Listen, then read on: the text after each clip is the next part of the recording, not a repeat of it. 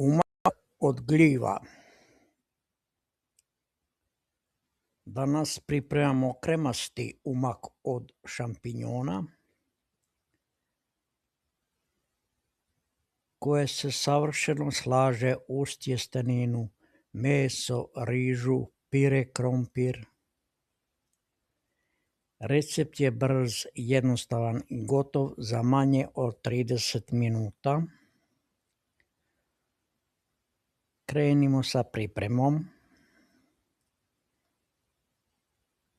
Šampinjone operite i naražite na tanke listiće. Crveni i bijeli luk sitno nasjeckajte.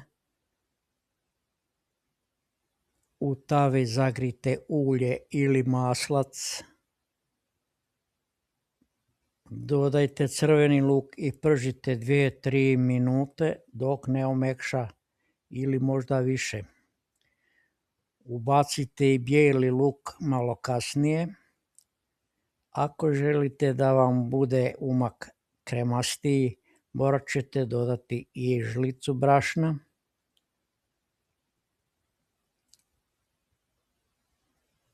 Zatim pirjajte na laganoj vatri.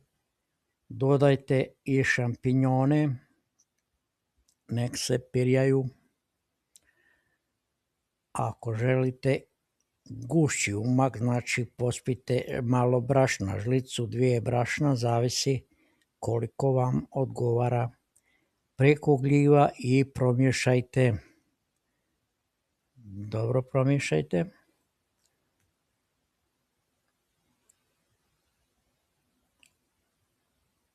Zatim dodajte vodu ili temeljac od juhe ako ga imate. Dodajte vrhnje za kuhanje i kuhajte još 5 minuta uz lagano miješanje. Kad umak postane kremast, maknite ga sa vatre da vam ne zagori.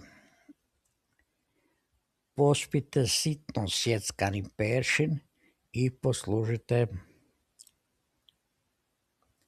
Kremasti umak od šampinjona koji se savršeno slaže sa tjesteninom, meso kuhano, pečeno, riža ili pire, krompir. Umak od šampinjona za 4 osobe se slaže i sa palentom. Ja obožavam palentu.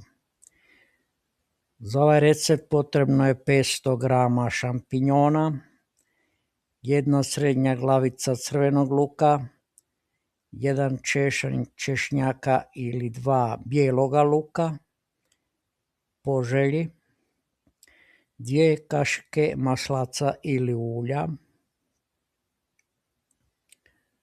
Zatim dodajte i ostalo.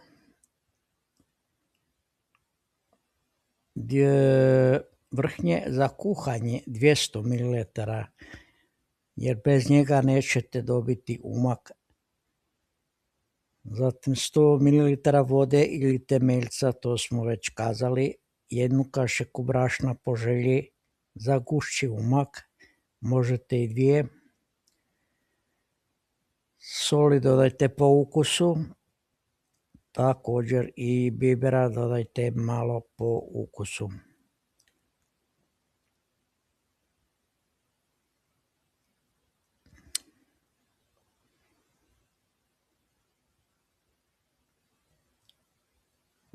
Možete na kraju peršina nasjeckati i dodati kao dekoraciju.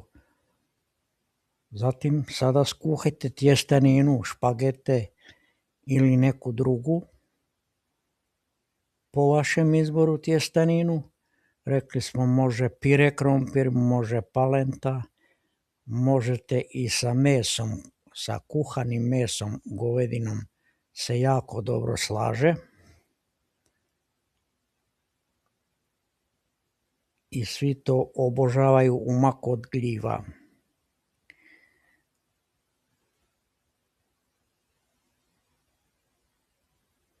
Zatim vam želim dobar tek i pretplatite se na moj kanal.